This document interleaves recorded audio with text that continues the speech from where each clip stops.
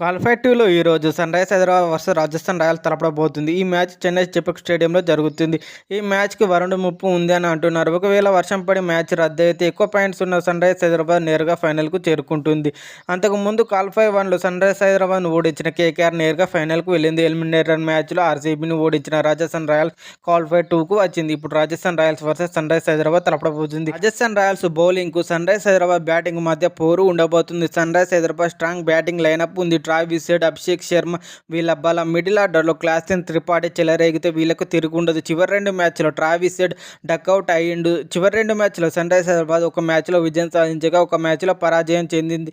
Rajasthan Royals బలం bowling. Power ప్లేలో Trent బోల్ట్తో సంజు శాంసన్ 3 ఓవర్లు వేస్తున్నాడు. అందుకే మిగతా టీమ్స్ ఎక్కువ స్కోర్ చేయలేకపోతున్నారు. బ్యాటింగ్లో యశస్వి జైస్వాల్ ఒక సెంచరీతో అద్భుతమైన ఫామ్లో ఉన్నాడు. కెప్టెన్ సంజు శాంసన్ మంచి ఇన్నింగ్స్ ఆడుతున్నాడు.